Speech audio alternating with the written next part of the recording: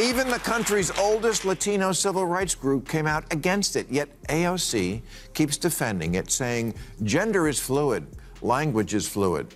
Yes, and Latino voters are fluid. Redress the past, or reach out to the gettable white voter who says, you know what, I'd like a shot at getting in the pot business. But to do that, our entire audience. Y'all remember when the woke brigade tried to cram Latings down everyone's throats as a shiny new label for people from South America? Only for the actual community to chuckle, shrug, and toss it straight into the reject bin. Well, guess what? AOC and her squad are still hanging on to that term like it's a vintage Beanie Baby, even though they've tried to memory hole the fact they ever used it. But Maher, he's not buying that revisionist fairy tale. On Real Time with Bill Maher, he went full throttle on the absurdity. So smash that subscribe button and buckle up. We're diving right in. Last week, an 85% Latino congressional district on the border with Mexico, which had always voted heavily Democratic, flipped to the red team. And the campaign manager for the losing Democrat said, "We gave up a reliably Democratic congressional seat for no reason at all. We deserve to know why." Well, aside from your terrible attitude, I'm going to tell you why. Because these voters stopped seeing your candidate as their lawyer. Bill kicks things off by handing Democrats a reality check they never ordered but absolutely had coming.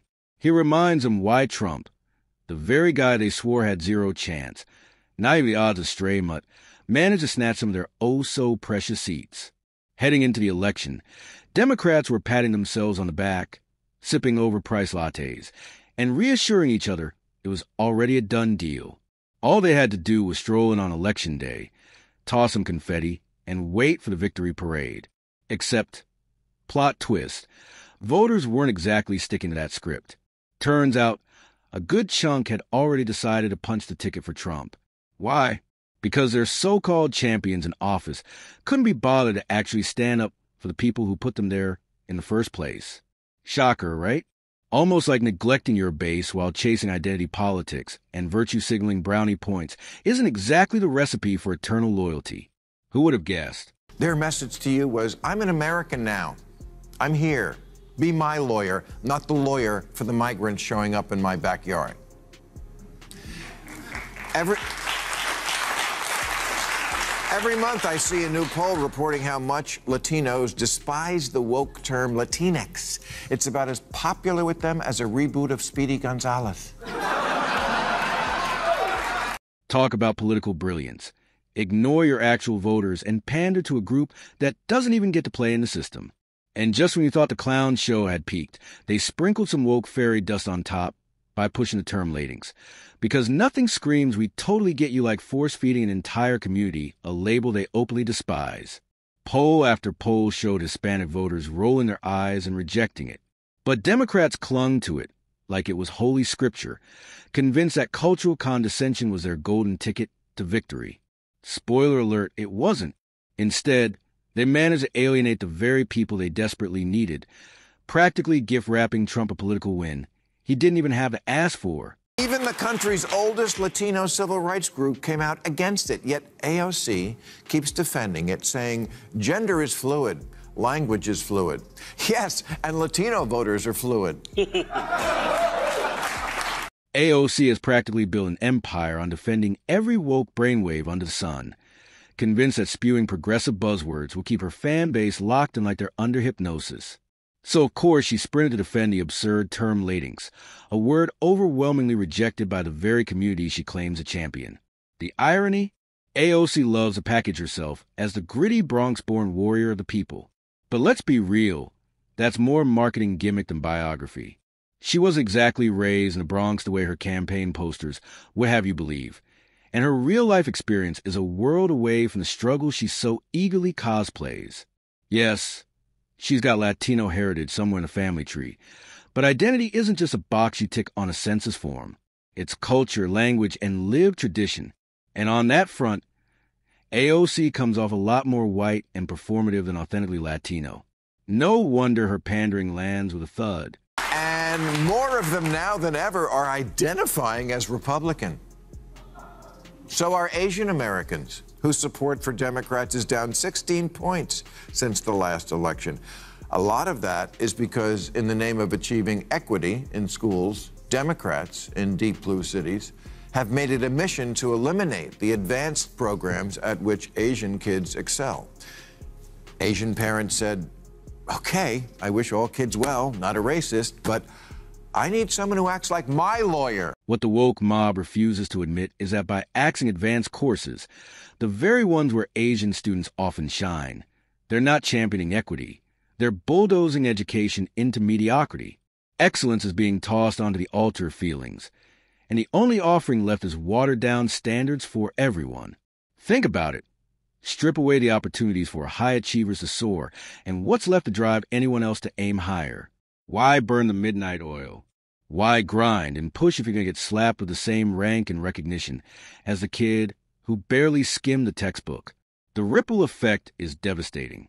Students of other races lose role models, benchmarks, and the very reasons to push themselves toward greatness, instead of watching excellence get dragged down to mediocrity. The woke agenda doesn't lift people up. It drags brilliance down to complacency. That's not fairness. That's sabotage dressed up as progress. And the ones who pay the steepest price? Every single student in America.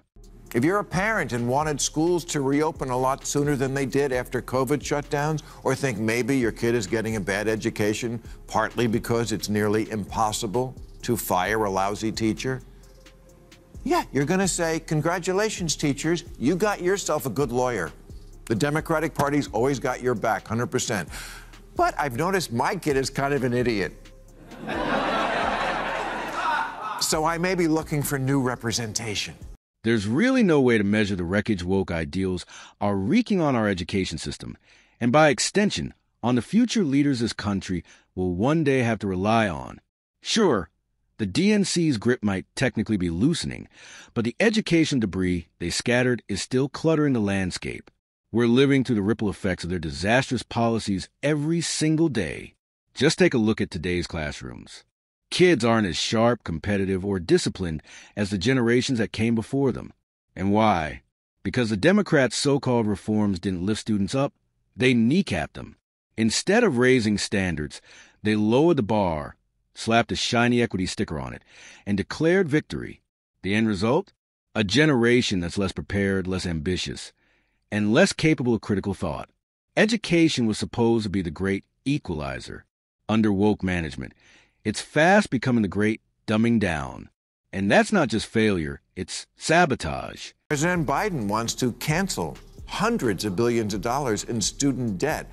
Okay, but the poorer two-thirds of American kids who don't get a college degree are going to say, why should the people who didn't go to college and make less money subsidize the people who did go and make more? You want me to chip in so some liberal arts college can build a bigger rock wall? You're not my lawyer. And that, right there, is yet another reason so many people are fed up with the Democrats. Their obsession with canceling student loan debt. On the surface, it sounds compassionate. But peel back the glossy label, and it's nothing more than a vote-buying gimmick dressed up as moral grandstanding. These students knowingly signed up for those loans, fully aware the degree they were chasing came with a price tag. And here's the kicker. Most of them can actually land jobs to pay it off. That's how responsibility works. You borrow, you repay. Beyond just balancing the books, paying off debt builds character. It teaches hard work, financial discipline, and the meaning of sacrifice. But instead of reinforcing those life lessons, Democrats are busy pushing handouts and feeding an entitlement culture, whispering to young people that accountability is optional if you wail loud enough. That's not leadership, it's pandering. And voters are finally waking up to the scam. Universal basic income probably sounds pretty good to a lot of people struggling without a college degree. And a number of cities have been running pilot programs in guaranteed income. But the West Hollywood program had to be suspended because it was unconstitutional. They set up a program where 25 residents were to get $1,000 for 18 months, but only if you identified as LGBT, the rest of that. Why? Because they need money more than any other people? Because no one in West Hollywood will hire a gay person? The left has practically turned pandering to the LGBTQ plus community into their official political love language, acting as if they're the only group in America facing real struggles. Every speech, every policy rollout, every virtue-signaling performance seems laser-focused on wooing this single bloc. But here's the glaring question. What about everyone else? What about the straight men and women hustling just to pay the bills? What about the other racial and cultural groups who feel completely shoved to the sidelines? By pouring so much energy into catering to one community, Democrats sent a crystal clear message to millions of other voters. You don't matter as much. Sure, they banged some applause and votes from the LGBTQ plus base, but politics isn't a one-group sport. While they were busy obsessing over appeasing one slice of the electorate, they managed to alienate countless others. And the ballot box made that painfully obvious. Neglect has consequences, and Democrats learned the hard way that pandering is not the same thing as governing. He ran in 2020. Bernie Sanders said he would legalize marijuana on his first day as president, but that the business of selling pot would be awarded first to those who suffered most from the drug war.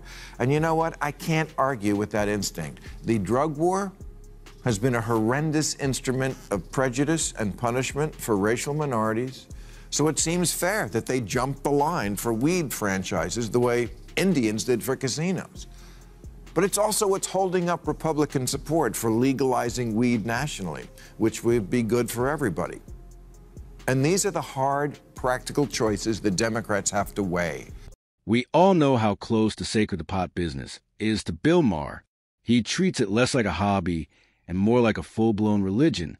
So just picture his glee now that, of all people, the Republicans are gearing up to push for national legalization, courtesy of a fresh announcement from President Trump.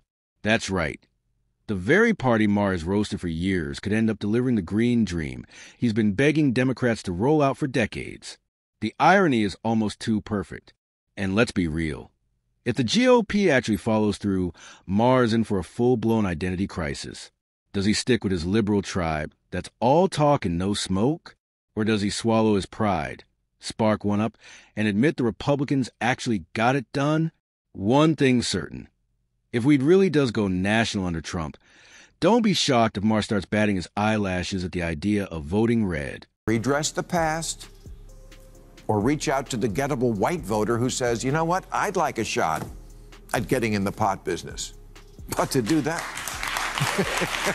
our entire audience. At the end of the day, Democrats are busy digging their own political grave with policies that insult voters' intelligence, pander to niche groups, and drag down the standard of education and accountability.